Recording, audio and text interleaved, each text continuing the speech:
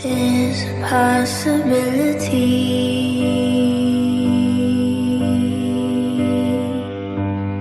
There's a possibility.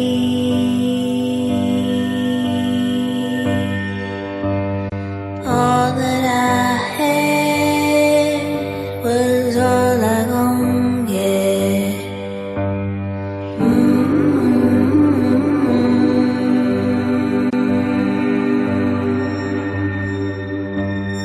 There's a possibility.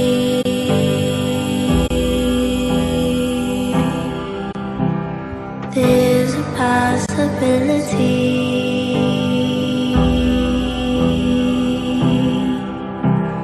All I gon' get is gon' be yours there.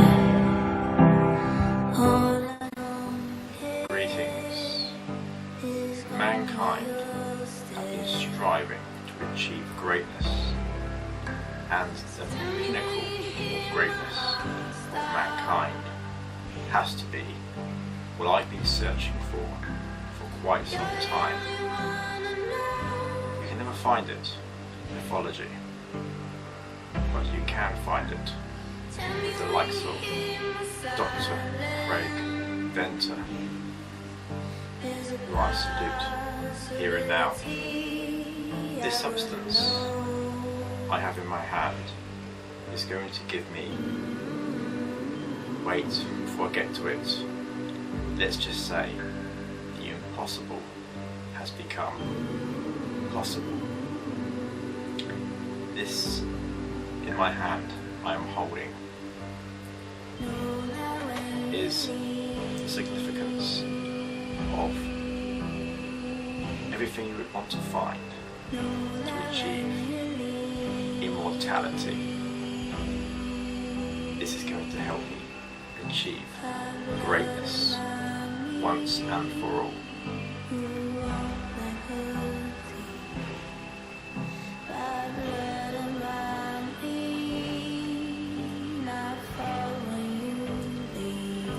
This is going to activate T-cell viruses, which is abundance in our very DNA. We've got retroviruses, pseudogenes, all throughout our genome. This T-cell virus is going to reactivate them and bring back the past of mankind. And we were there just over 100 years ago. Some of you may be aware of this. It's called the Black Plague. It was never spread amongst rats, vermin. It was vampires that spread this virus amongst other human beings. But government officials at the time had to cover that up. Could you imagine if that got out into the media, how that's perceived? Our very own kind attacking each other, the craving of blood. Let me take you into the realms of the science of vampires. So, in more detail for you, what I've managed to achieve via Dr. Venter and his Human Genome Project to reactivate the very viruses inside our bodies that exist today, retroviruses. Let me go into those details for you here and now. I've been searching for the T-cell virus for quite some time. It will reactivate the vampire virus within the human genome. These live within the indigenous retroviruses, of course.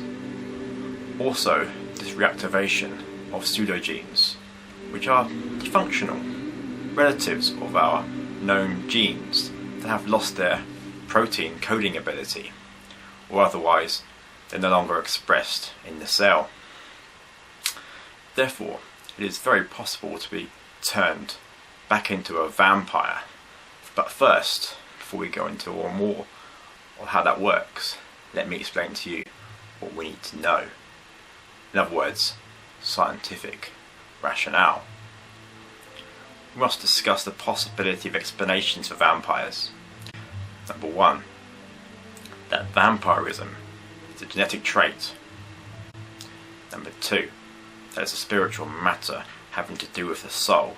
Number 3, that it's the result of parasitic or symptomatic entity inhabiting the human host. Number 4, that is a condition caused by damaged or missing chakras, i.e. energy deficiencies. Number 5, that is the symptoms of a virus or other pathogenic substances, bacteriums, etc., which I will discuss in turn, and I will give my theories to how this relates to the possibility of turning someone, like myself, into a blood-sucking vampire. Let's look at the genetics. The science of vampires, hence the title. I will briefly discuss the possibilities of vampires may be genetic. Either there is a recessive gene for vampirism, meaning both parents carry the gene, so it is inherited in the child. Or alternatively, vampirism is a result of junk DNA that still exists in our very genome. If we look at Richard Dawkins, he has published a fantastic book, The Selfish Gene, and other books very similar to that. Well, that briefly explains about the human genome code, which has many genes that do not seem to code any proteins, so we call it junk DNA. The current theory is that junk DNA became part of our genetics makeup through the exposure over an entire evolutionary process to viruses capable of injecting their DNA into our very own. The ones that didn't kill us became symbiotic, becoming part of our genetic code. Mitochondrial DNA, which is found in the cell nucleus and is only passed on from the mother, and it's very probable the best known example of this.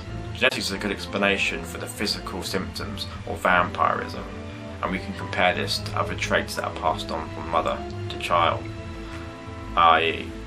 having blue eyes is a genetic trait, code already existing in our DNA. That is one example. Or passing down a hereditary family history of haemophilia. It could be also inherited, appear to be a vampire, and you could be passed down through genetic code from a very own junk DNA. One way of looking at it is taking a sample that I've taken this evening to reactivate my T-cell viruses, to reactivate the vampire viruses that still exist as junk DNA. But sometimes this new invention could also be induced by certain conditions, i.e. high levels of stress, adrenaline levels.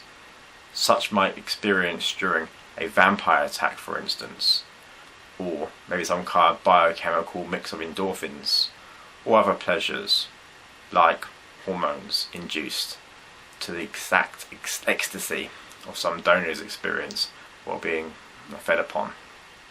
An additional theory expounded in an article suggests that the right biochemical mixes at the right time must be achieved in the genome carrier's body to activate the gene for vampirism. Alternatively, reactivate this with a biochemical mix that I've been given. There are spiritual and metaphysical paths that believe it is possible to affect one's own genetic code with magic or metaphysical manipulation. If we look at the spiritual soul, i.e. vampires, turning in this instance would be more truly be awakening of one's true self, discovering that you're already a vampire in spirit, or have a vampire soul in a human body. It's quite thrilling. To discover if you're already a spiritual vampire, you might ask yourself, why do you want to be a vampire? Explore the vampire archetype already within you through meditation, visualization and role play. Research as much as you can and find out what, if anything, about vampirism resonates for you. And let's not forget, there are many types of vampires. I would suggest, if this scenario were true, then also should be true if possible of some sort of magic or spiritual ritual to turn oneself. Those who claim to be able to do this, but I'm not so sure if they can. Parasitic symbiotic entity. If this scenario is true, then there would definitely be a possibility of vampirism could be passed on through physical or psychic contact, either like a physical parasitic infection or some kind of spiritual possession. Again, I have my doubts, but let's carry on. In the latter case, it would theoretically be possible to summon a vampire entity from the astral plane, invite it to join you, and to make you a vampire. Once again, this would mean deliberately turning yourself rather than being turned by another person, although I would require the assistance to cooperate at a spiritual entity. This is subject of much debate, of course, but in the vampire community, many do not believe it is possible to be turned into a true vampire, but only to be made temporarily a vampire until the effects of feeding wear off. If you look at viruses and pathogens, in this scenario turning would be possible as a form of infection, but it would be possible to require exposure to another vampire. And already infected or exposure to the environment factor has to cause others to turn. At this point, such a pathogenic is unknown. I suggest chemical pollutants or a nuclear radiation as possibilities. This explanation seems unlikely based on vampire experience. I have not heard of anything infecting their donors in such fashion. Of course, there are many kinds of vampires and many different scenarios that might be true. An explanation could be given for vampires. Therefore, might it be possible to have a variety of ways to succumb someone to be turned depending on the type of vampire in question that they are. But I've been fortunate enough to be given the sample to change our ancient retro pseudogenes, to change my code, to reactivate the vampire virus. So, to put closure on this video, which vampire are you? A Count Dracula or an Edward Cullen? You decide.